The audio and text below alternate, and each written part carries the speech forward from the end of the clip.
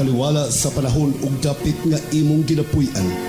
Ikaw nakakita, nakadungog ug nakapamatuod sa mga pag-antos, mga kalisod, mga pagdaog-daog ug pagpanamastamas ug pag-abuso sa katungod ug dungog sa tao.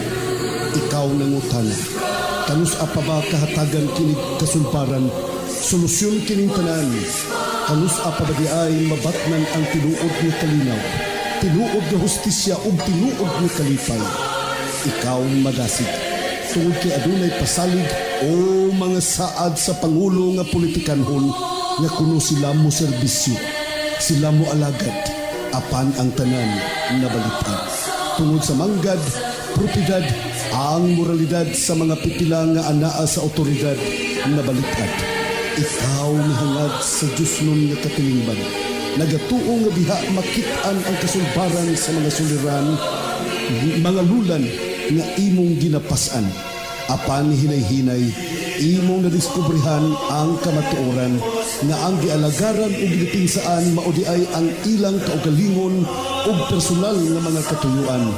Higala, ayaw og kaluya, ayaw walaa ang imong pagsalig, ayaw og kaguon, adunay maayong balita alang kanimo karon. Ang Iglesia Adventista del Sétimo Día o Seventh-day Adventist Church nagapahibalo kanimo nga ang imong gipangita ug gikinahanglan imong makaplagan pinaagi ni ini nga tulumanon. Tingog sa paglaom ug karon ania ang imong alagad.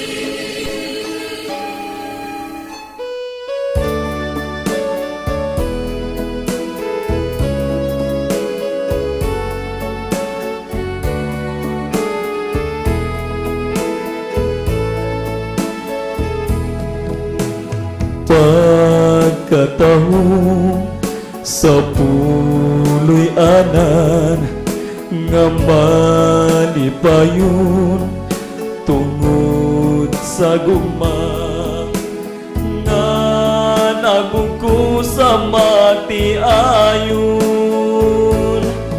Kayang Diyos nagandum sa puloy anan malipayon ug sa pag-alagad matinud ano.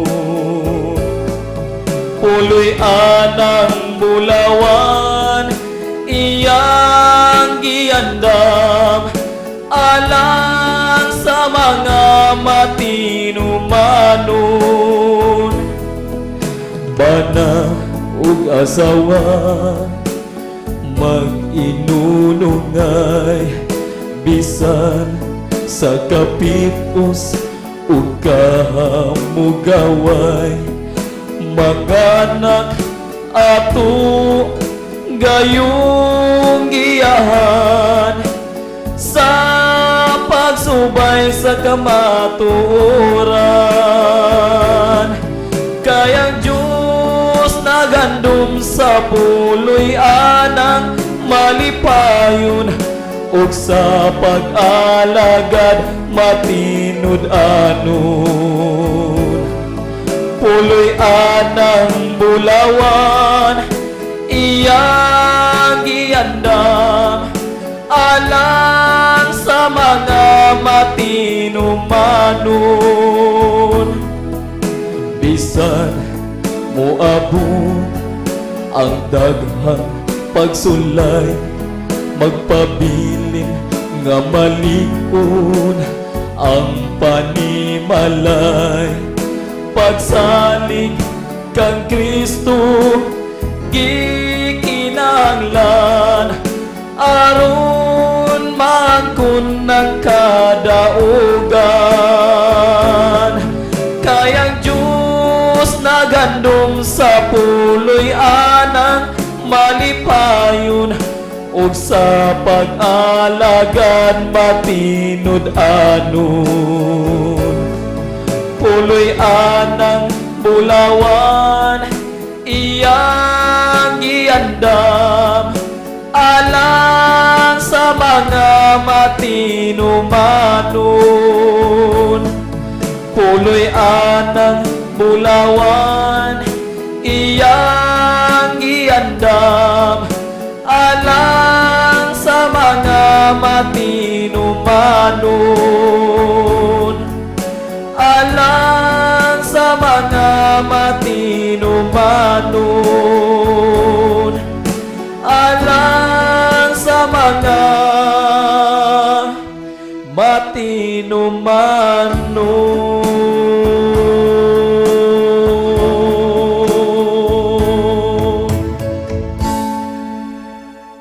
Magampo ta. Amahan na mo nga Diyos nga nasa langit, daghang salamat amahan nga ikaw nagabantay, nagapreserbar sa mong mga kinabuhi sa kinatibukang semana. Nga nining adlaw ipapahulay aniya kami o Diyos mga liupo diha kanimo. Hinaut ikaw magauban kanamo samtang kami magatuon sa imong mga pulong amahan. Ihatag kanamo ang kaalam nga gikan diha kanimo o Diyos. Tabangi kami nga kining mga punto sa leksyon nga mong pagatunan amahan. Hinaut nga kini mabalo na mo o Diyos makapadasig samtang kami nagapadayon sa pag-alaga diha kanimo. Amahan na mo nga Diyos nining adlaw nga igpapaulay, hinaut ikaw magapanalangin kanamo, hinaut ikaw magabalaan kanamo, magatabang, magahatag sa tanan namong panginahanglan. Tabangi usab ang tanang mga viewers o Diyos, hinaut ikaw magamaayo kanila, ihatag ang dugang pangakaalam nga gikan diha kanimo, nga kining mga pulong among matunan amahan, kini among masabtan. Daghang salamat usab nga ikaw nagapanalangin sa tanan nga mga kaigsuonan nga mga viewers karon o Dios, hinaut ikaw magamaayo kanila. Daghang salamat usab nga ikaw nagapasaylo sa among mga sala kining tanan among ginasalig nga madawat sa ngalan ni Kristo nga among manluluwas. Amen. Mga pinanggana ko mga kaigsunan, malipay na usab nga pagpakiguban kanimo o kanatong tanan alang sa tuwang tulmanong tingog sa paglaom special edition. Gadi nagatagi kini sa pulong sa Dios dinhi sa Sabbath School quarterly lesson pinagi sa Sabbath School Department of the General Conference of the Seventh-day Adventist Church. Higalag mga pinangga ko mga kaigsunan, our topic, ang atong pag-isgutan karon mga pinangga ko mga kaigsunan is lesson number 12, the cosmic conflict over God's character. Ang langit nun nga panagbangi diha sa kinaiya sa atong Dios mga kaigsunan. Ang atong memory text makita nato sa Revelation chapter 16 verse 7. Nagkanayon, I heard another out of the altar say, even so Lord God Almighty, true and righteous are thy judgment. Revelation 16 verse 7 usbon ko.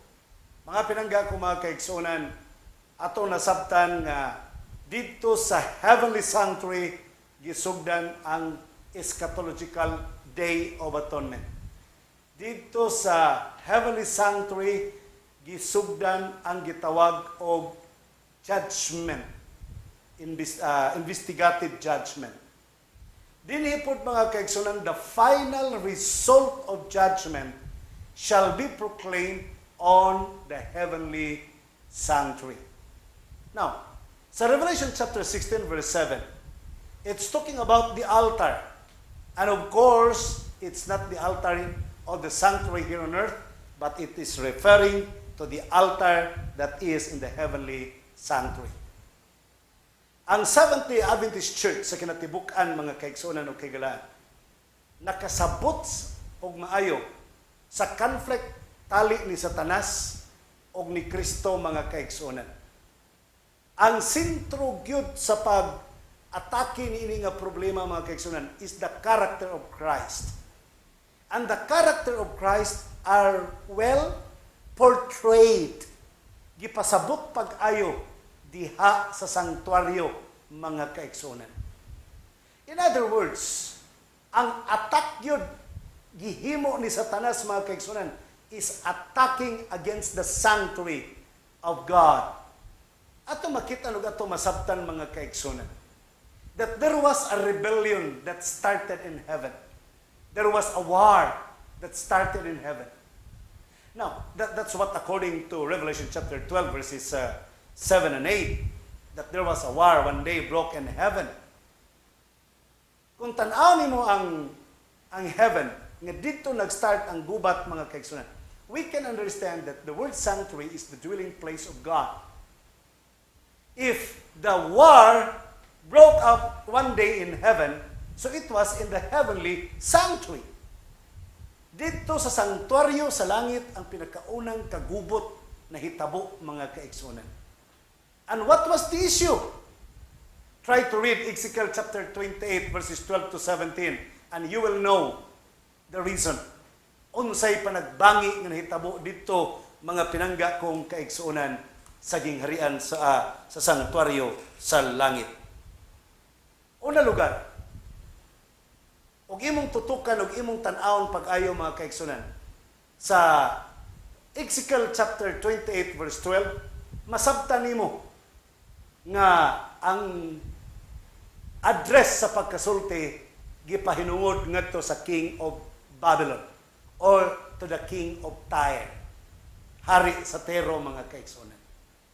Okay, ato basahan Ezekiel 28 verse 12. Son of man, take up a lamentation for the king of Tyre, and say to him, Thus says the Lord God, you were the seal of perfection, full of wisdom and perfect of beauty.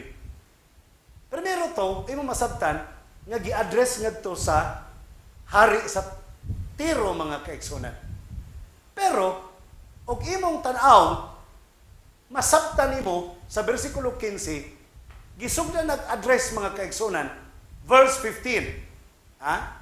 If you have your Bible with you, imuhang masabtan o imong makitaan, mga kaigsunan, nga sa versikulo 15, gisugdan nagsulti, that you were perfect in your ways from the day you were created. So, mahibaw-an nimo nga gisugdan na pagpasabot nga perfect from the days that you were created. So, imong masabtan nga medyo murag dili naman ni ang King of Tyre ang buot ipasabot, mga kaigsunan. Sa versikulo 14, mga kaigsunan, sa Ezekiel kapitulo 28, imong masabtan nga gidescribe nga usa kini ka manulunda nga kirubin nga nagatabon sa iyahang mga pako dito sa altar, mga kaigsunan. So atong masabtan nga ang maong senaryo, it's talking about a cherub, and a cherub is the most attractive, most pinakadominante nga makit-an, usa sa mga dominant figure nga makit-an nimo sa sanctuary. Tuwa siya sa most holy place, dito siya sa altar nagalingkod, mga kaigsunan. Okay mo makita na pod, mga higalag kaigsunan. Padayon sa versikulo 14, gihisgutan nga kining maong cherub gikan sa langit, midagan paingon ngadto sa Eden, mga higala o kaigsunan. Sa atong pagtuon ini nga kwarter atong nasabtan, usbon ko nga ang sanctuaryo pud pasabot puy anan og Dios. Balay sa atong Dios, mga igsoon. And that is placed there in the heavenly place. Ang heavenly sanctuary gidala sa yuta, mga kaigsunan, dito sa sanctuaryo sa tanaman sa Eden. And 28 verse 14 is talking about that the King of Tyre was portrayed as the cherub in heaven, and now he is in the Garden of Eden. Sa to pa ang tirada gyud, mga kaigsunan, sa sugilanon, pulos sanctuaryo sa langit o sanctuaryo sa yuta. Now, imong makit-an ang panan-awon, mga kaigsunan, nga all it's talking about the sanctuary. Ang senaryo ni ining maong cherub nga ginganlag the son of the morning star, who is Lucifer, mga kaigsunan, ang iyang senaryo gyud naa siya sa sanctuary. Sa verse 13, gi-describe his covering himself with precious stones. When talking about precious stones, sa Exodus 39, 10 hangtod sa 13, kada tribo na ay mga precious stones diya sa dughan sa pari, mga kaigsunan. It's talking about the precious stones another imagery for the sanctuary. Mga pinangga ko mga kaigsunan, gihulagway. Og imong basahon, human gidescribe og kinsa siya mga kaigsunan. Unsa siya katahom, unsa siya kaangayan diha sa sanctuaryo while he was in the sanctuary. His glory went up to his head. Ang iyang himaya, misulabi siyang ulo.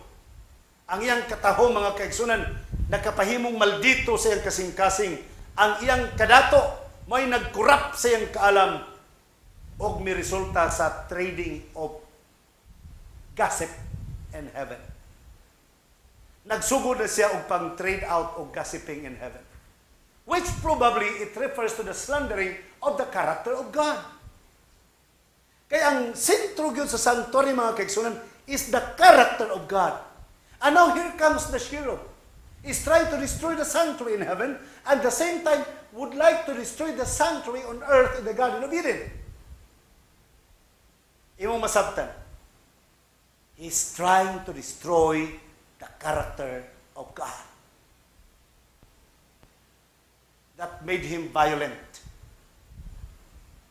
Manakapahimo niyang maldito mga kaigsunan. Arrogant in power ang maong yawa. Sa Isaias 14:12 o 15, he is called the son of the morning star. In the Latin mga kaigsunan, sa Latin nga pagkasulti, gilitok og Luciferi, that means Lucifer. The question in Isaiah 14:12, how are you fallen down from heaven? How? Because you said, I will be like the Most High. I will sit upon the throne above the stars of God. When talking about throne, it's talking about the throne of grace and the most holy place. Ato na nasabtan sa nilabay na ito ang mga pagtuon. That what is in the most holy place? The presence of God. The Shekinah, the glory, the mercy, the 10 commandments that expresses the character of God. Unsay target ni Satanas? The most holy place. Dito siya mulingkod sa most holy place, mga kaigsunan. Gusto niyang gubaon ang sistema sa sanctuary that expresses the character of God. Abi ninyo mga kaigsunan, sa verse 12 o 13, mga past tense ang ipanggamit, mga kaigsunan. But in verse 15, suddenly, na-change gamay, murag pang future na gamay. Ha? Murag pang future na siya, mga kaigsunan. If you have your Bible with you, basahon na ko na ito sa 13 o 14, ha? For you have said in your heart, it's a past tense, sumana. For you have said in your heart, I will ascend into heaven. I will exalt my throne above the stars of God. I will also sit in the mount of the congregation. On the farthest sides of the north, I will ascend above the heights of the clouds, and I will be like the Most High. In verse 15, yet you shall be brought down to Sheol, to the lowest depth of the pit. Satanas, gusto ka motungtong sa trono sa Dios ito sa labing balaan nga dapit, pero inudnud ka sa Dios ngadto sa lubnganan, ngadto pa Dios pinakalaw. Sa ato pa, gisulti ng daan ang iyang kapadulngan, ang iyang kapalaran, mga pinangga kong kaigsunan. A perfect being created by a perfect God, nagpakasala. Sa may pasabot niya na mga kaigsunan. Ang yawa, sa wa pa mahimong yawa, he was created perfect. Wa siya buhatang yawa, mga kaigsunan. Iyang choice nga mahimo siyang yawa. So masabtan nimo that the character of God is giving freedom to His creatures. Now try to think of a God who is giving freedom. And how do you live in that freedom? How do you enjoy that freedom now? Balik na nga to sa chika ni Satanas, mga kaigsunan. Manang ay mo katingala nga, the oldest weapon of the devil, and yet, in our time today, is a modernized weapon in order to defeat the person, is allegation, accusations, and gossip. They are all gossips, of course. Abi ninyo mga kaigsunan, dito palang daan sa tanaman sa Eden was also the sanctuary at the same time. Dito sa tanaman sa Eden, ang tanang kinaiya sa Diyos ang giladlad sa tanaman sa Eden. A providing God, a loving God, a peaceful God,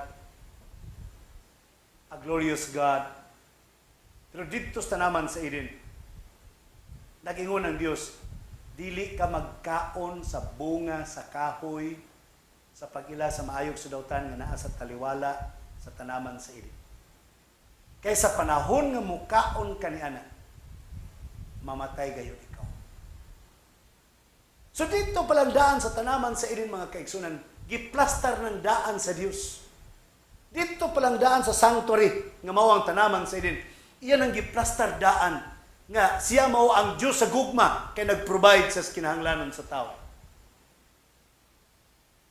Diyos siya sa gugma kay siya naghatag kinabuhi, siya naglalang sa tao. Diyos siya sa gugma kay siya nagpakaon sa tao. Pero Diyos po siya sa hustisya, mga kaigsunan. Kaya giingnan niya sa Adan ug si Eva sa panahon nga mukaon ka mo nini. I mean si Adan yung giingnan. Mamatay gayon ikaw. Sa ito pa, bisan ang Diyos may gugmaon, yan ang gipasabot daan that there is always a penalty of death when you commit a sin. And that is justice. Pero kabalo mo ko sa itabo, Genesis chapter 3 verses 1 to 5, ang yawa ningon sa kang iba, dili mo pakanon anino? Chika. O ba yung ginon dili ka pakanon sa tanan? Kato lang yung bunga. Ya si iba puntahan kay anis kay gitulo pong Adan ay kanira mang bungaha ano ni pakanon ni siya na. Kabalo ba ka kung nganong dili mo pakanon ni kay sa oras nga mukaon ka mon ini. Mabukay yung mga mata and ye shall become like God. Oh? Mahimo mong sama sa Dios. Buti pasabot ni Satanas, mga kaigsunan, using the serpent, that God was unfair. God was injustice. God was not a loving God. Kaya ano di man niya pakanon na to? Ano man niya sulti sa sakto? Di ba unfair ang Ginoo? Wa niya sulti sakto ang tao? Buti pasabot ni Satanas, unfair ang Ginoo, injustice ang Ginoo. Not loving ang Ginoo. Why? Makapabright man diay, makapaisama kaniya. Di sa musugot niya ang tao may sama niya. Gusto niya ang tao ubos lang. Unfair gyapon. So it was an attack against the character of God. Gusto ni Satanas nga magtuo si Adan ug si Eva nga ang kinaiya sa Dios pangit, hugaw, mga kaigsunan. Siyempre nasayad po sa sugilanon. Dikaon si Eva. Imbitar po niya ang bana. So, the fall of Adam and Eve at the Garden of Eden was temporarily allowing the devil to have his throne on this world. Managingon sa John chapter 12 verse 31, si Satanas nakagain sa access to sa langit, mga kaigsunan, dito sa heavenly court para musumbong sa tao kay siya ang magsusumbong batok kanimog kanako sa tanang mga kaigsunan. Siya ang magsusumbong, mga kaigsunan. Siya ang manintal. Pag matintal ka, isumbong po na yung kanya dito. Siya ang kihante, siya ang complainan. Nganong ang tao maluwas? Di siyang sugot maluwas kaya ang tao na tintal niya sa pagpakasala. That's why, according to Jesus Christ, the devil has possessed the earth but does not own it. He only have it much like a thief. Sama lang sa kakawatan. Si Job po, mga kaigsunan. Can you remember? Dito sa kang Job. Tanaw ni mo ang Job chapter 1 verses 6 to 12. Nagtapok ang mga katauhan sa Dios. Apel po si Satanas. Naapo siya dito. Nagpa-as if pa, istorya pa silang duha. Pero naniid to kinsa iyang birahan. Moto ningon sige ang Ginoo, kita baka sa kong alagad nga si Hope. Matarong, di ba? Ingon po si Satanas, "Oo, kay imo man gipanalanginan, ayaw panalangini." Buot niyang ipasabot mga kaigsunan. Dili lang kay si Satanas iyang gi-attack ang kinaiya ni Kristo. Iya pag yung gi-attack ang kinaiya sa mga worshipers ni Jesus Christ. Ni alagad lang na kay imong gipanlanginan, ayaw panalangini. Tan-awon tag mo alagad ba na siya nimo? Satan, in other words, Satan would like to present Job's righteousness as simply as self-serving. As if he wanted to say that Job is saying, "I am good because God is good to me." But whenever God shall become bad to me, I will also be bad against him. Mga kaigsunan, kanabitaw natin mingon nga, "Brad, kumusta man Brad?" Ay, og maluoy ang Ginoo, makapasar, og dili pod maluoy na. So meaning, nanatay daang doubt ba that God is not a kind God. He is an evil God. Unya, Brad, kumusta man Brad? Imo negosyo. O panalanginan sa Ginoo, wala po sa di po panalangin. So meaning, doon na natay huna-huna mga kaigsunan. Nga ang Ginoo, sometimes mo panalangin, sometimes dili. We will think it better and ponder upon it. Now let's go to the case of Joshua. Sa Sakaraya, mga pinangga ko mga kaigsunan, chapter 3 verses 1 to 5, si Joshua nakita sa pananaw sa high priest, napo si Satanas iyahang tuong kamot, iyang bulingan ang sinina ni Joshua. O niya, Ginoo nag-order nga, kuhaan niya sinina, ilistig putli nga sinina. Sa ito pa ang trabaho ni Satanas, kadtong nag-alagad sa Ginoo, nagwalis ng balita, iya pong daoton ang kinaiya. Sama sa iyang pagdaot sa kinaiya sa atong Dios.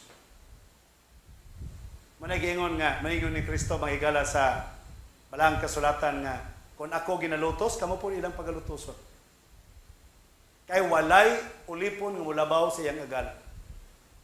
Kung si Kristo gidaot ang iyang kinaiya, giintrigahan ni Satanas, nga dili makiangayon ang Dios, dili mahigugmaon ang Dios, giguba gyud ni Satanas ang kinaiya sa atong Dios. Yang gihugawan, giintrigahan niya, maupod ang iyang pagabuhaton, batok sa iyang mga katawad sa Dios. Muna ay mo katingala nga na mingon nga, kanang nagwali doon na kabit, kanang nagwali ko ana siya, kanang nagkwarta, kanang nagwali, dako na kay nagbalay, nangurakot na siya. Because that is the work of the devil. Mga pinangga ko mga kaigsunan, niini nga mga kaso karon, imong masabtan, that the real issue here is the character of God. Ang mga katawhan sa Dios, maapil sila. Kaya apilon po sila ni Satanas. The question behind all the accusation is whether or not God is fair and just in His dealings. Muna yung question. Unsa man ang Ginoo, makiangayon ang Ginoo? May hustisya ang Dios? Unsa man ang Ginoo? Mahigugmaon siya? Kanang duha ka mga butang mga kaigsunan.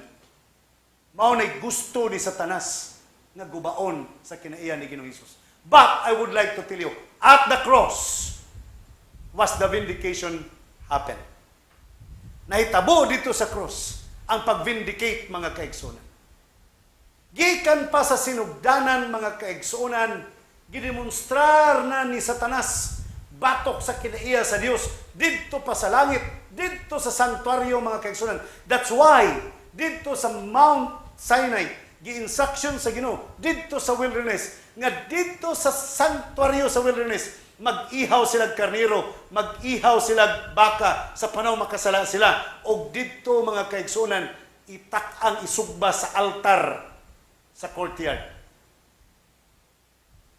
Mag-isgot gani kag court sa to pa dunay kaso, dunay sala. Pero Ang kaso, mga kaigsoon, ang sala na pasaylo kay dunay namatay nga Mesiyas nga magpakamatay.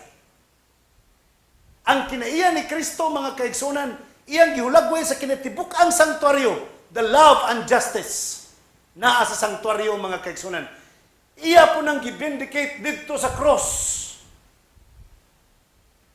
na mao'y gisimbuluhan adtong dito sa sanktuaryo, sa courtyard, kadtong tua dito nga usa ka altar of burnt offering. Dito sa cross, mga higala, the justice of God demands penalty for anyone who has committed sin.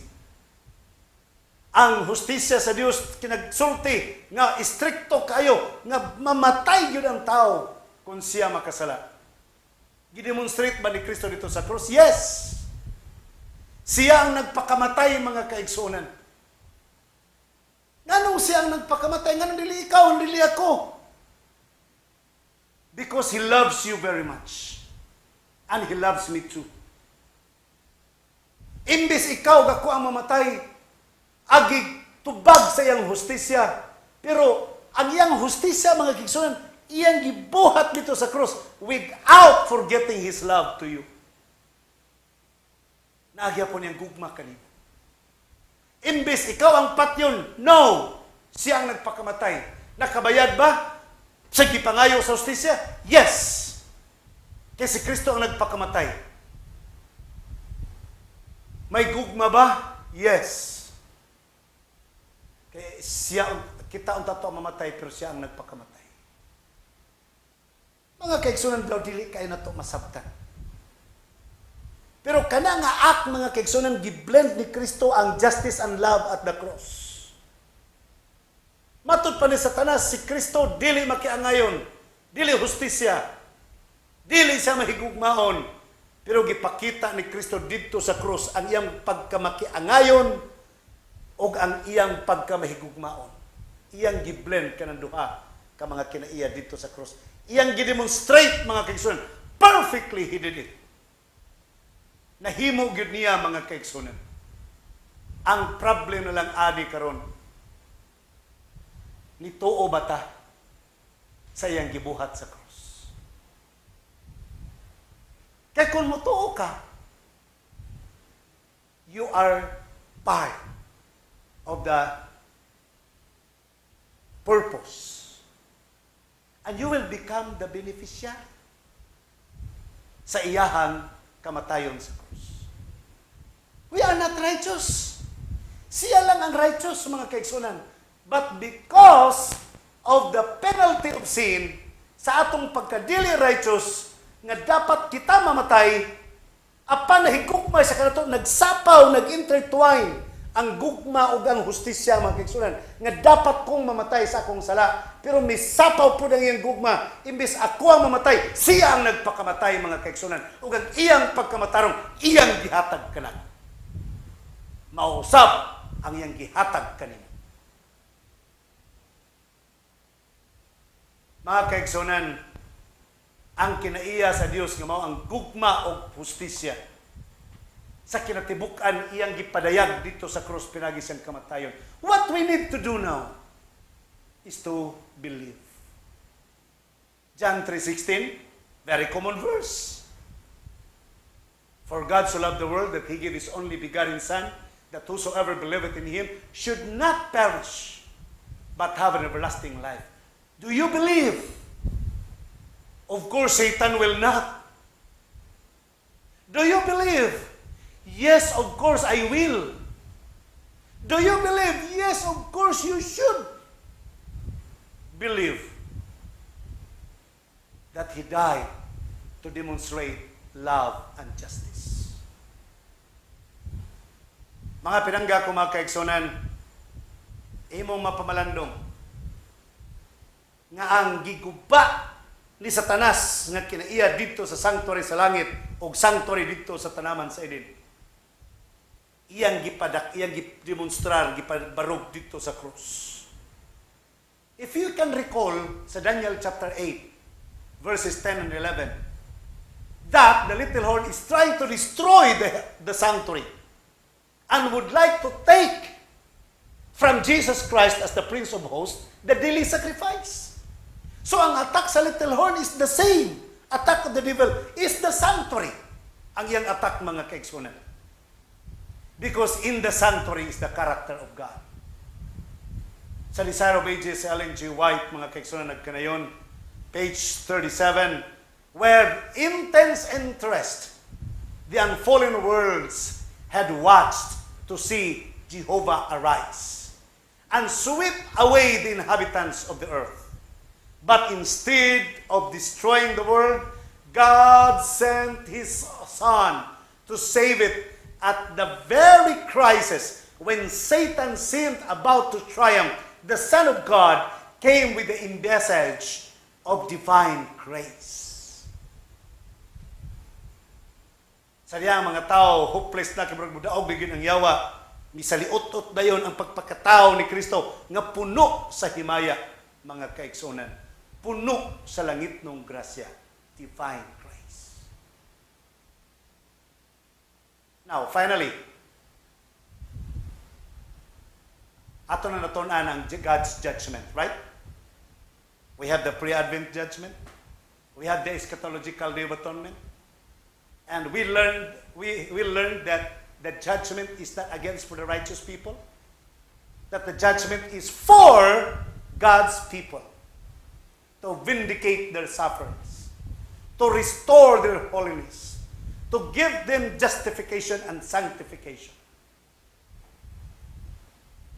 And judgment is against for those who don't believe. Sa dili mo to, of course. Sa Ellen White sa Testimonies for the Church, Volume 5, page 472, nagkanayon. As Scripture has shown, God's judgment is a good news for those of us who believe in Him, who trust in Him, and who are loyal to Him, even though we cannot answer the charges of Satan against us. Brethren, ang mga isyu ni Satanas, batok kanimo kanako, di na to makayang tubagon, sultihan taka. Grabe, issue dito, issue diri, intriga dito, intriga diri. Di na to makayang tubagon. But only the grace of God, the love of God, mauray makasagang kanato, mga kaigsunan. What we need to do is believe. Ingon ang yawa, ginadbatasan ng Diyos, dili makiangayon, dili gugma. Gibuhat ni Kristo ang tanan dito sa cross. Do you believe? Judgment day is coming. Murabag dalaga, mga kaigsunan. Nga ang yawa ng ulitaw, igo lang litpatuog mga bla bla bla nga istorya, mga kaigsunan. Pero ang dalaga na himuot, nalingaw. Si Kristo ng ulitaw, gibuhat ang tanan para sa kaayuhan sa maong dalaga. Para sa kaayuhan sa iyang mga panginahanglan. Para pag-sustain og spiritual needs. Para masalbar siya sa sala. Ang tanan gibuhat ni Kristo dito sa cross. Nagpakamatay siya para ma-demonstrate niya ang gugma o ang hustisya. O ang maong dalaga, mga kaigsunan, nga mao ang iglesia should choose Jesus Christ. Dili ngadto kang Satanas nga igo lang after sa mga yutanon o mga taphaw nga mga kalipay. But here comes the man, lunod patay, nga nagapasabot sa iyang gugma o sa iyang hustisya dito sa krus. Are you going to choose for Christ? Yes. It is a punishment to those who don't believe. Ang judgment, mga kaigsunan, is a punishment to those who don't believe. And on that day of judgment, the character of God shall be revealed. Mahimong ma-proclaim ang vindication, human sa investigation, sa tanan ng mga matarong, mahuman ang pre-advent judgment, then there will be a final declaration about the character of God. Because God is worthy of worship and honor. Yung sa niya, mga kikson, basahin niyo Philippians chapter 5 verse 11. Kung takos bang galing si Kristong pagkasimbahon? Yes. Because He did everything for you and me. Why He is worthy of worship? Why He is worthy to be called glorious God? Hallelujah, Amen. Why? Basahin niyo usbon ko Pilipos 2:5 hangtod sa 11. Si Kristo nagpakatao. Gitalikdan ng langit. Nagpaubos. Bisan pa siya Diyos siya, wa siya mag-isip na Diyos siya. Nagpaulipon siya bisan pa hangtod sa kamatayon sa krus. Para ma-demonstrate niya ang iyang gugma ug ang hustisya, mga kaigsunan. Kabalo ka, ang resulta sa gibuhat ni Kristo, sa verse 10, every knee should bow before Him. Ang tanang mga tuhod, mga piko siya nga tubangan to worship Him. Second, everyone should confess that Jesus Christ is Lord. Verse 11. He's worthy of worship. He's worthy of our trust because He has done everything for us. Kung ang tao dili maluwas, do not blame God.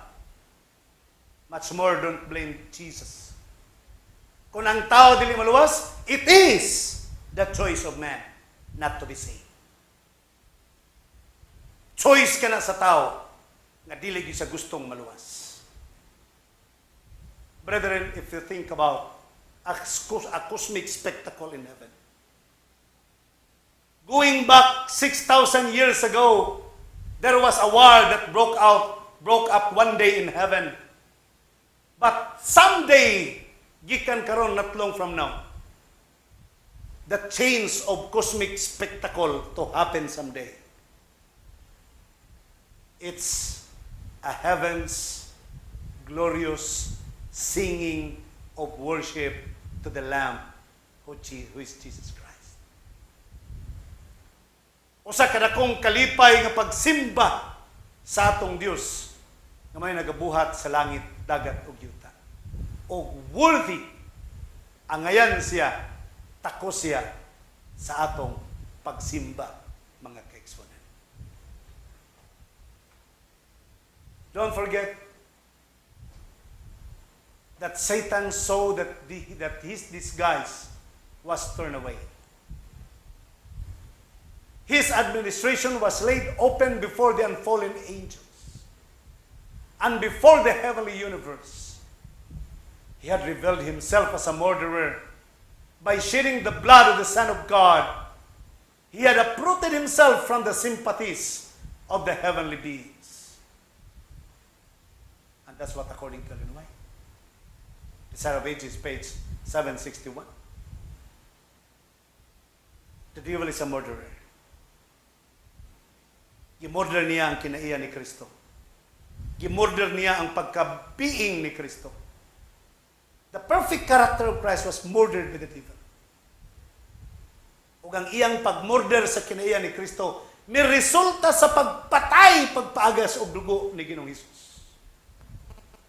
Mga igsoon, primero libak-libak pa lang ang trabaho ni Satanas.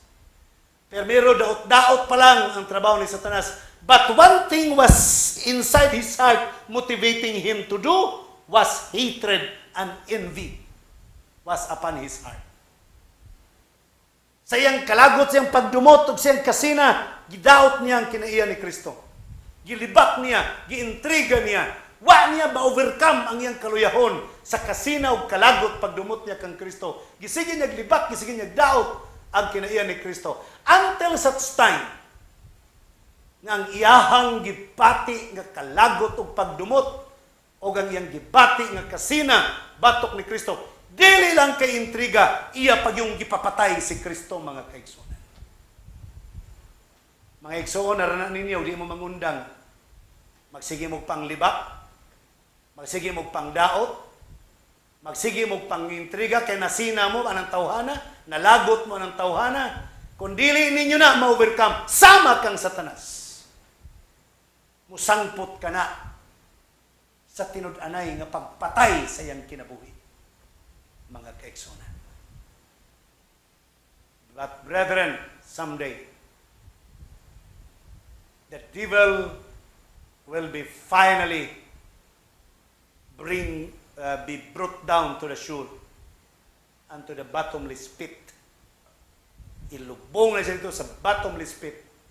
Sa kalayo sa imperno, mga Kristiyan. Muna final kauban kaniya. And together to those who don't believe Jesus Christ, sabay nga tukang Satanas. And what spectacle in heaven to be expected is the glorious worship. The worshiping of Christ who is being worthy as the Lamb who has redeemed me and you from sin.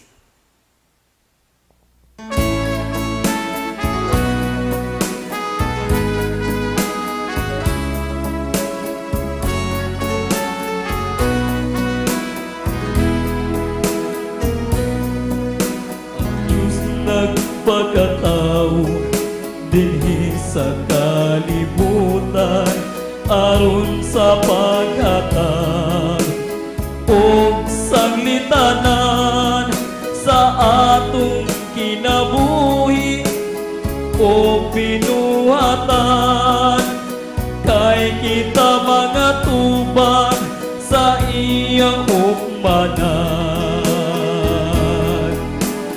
Ang pagtuta walay kapuslanan kung kini walay pinuhatan. Ang atong mga buhat maoy basihanan, diin kita pagahugman. Ang kinabuhi mo igsuon, kumusta na malandong ka ba? Ning panahon na kung si Jesus mo balik, ikaw andam na ba nga musugat kaniya? Ang pagtuta walay kapuslanan kung kini walay pinuhatan. Ang atong mga buhat maoy basihanan, diin kita pagahugman. Igsuon susiha ang kaugalingon mo kung nagpadayon ka ba sa pagtuo. Ang atong binuhatan maayong dautan, kining tanan niyang pagahugman. Ang pagtuta walay kapuslanan kung kini walay pinuhatan. Ang atong mga buhat maoy basihanan, diin kita pagahugman. Diin kita pagahugman. Diin kita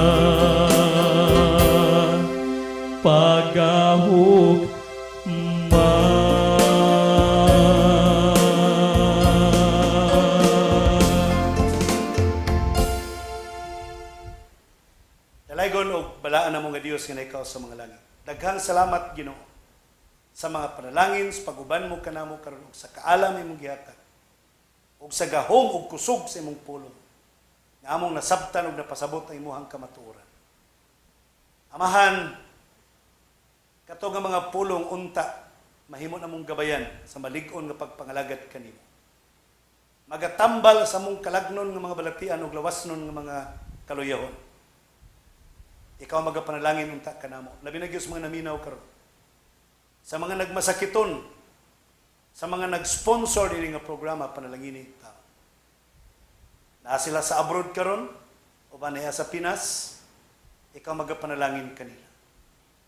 Ikaw purong tao Dios, magabindisyon sa tanang kawani o volunteer sa LCMBN o sa tanan mga kapamilya nini o ang tanang mga pangulo sa mga local churches, pangulo sa mission and conferences, union, division o general conference, mga pastors imong panlanginan nga mausa kaming tanan kanunay batok sa kinaiya ni Satanas ug among batunan ang kinaiya sa imong anak nga mao si Kristo.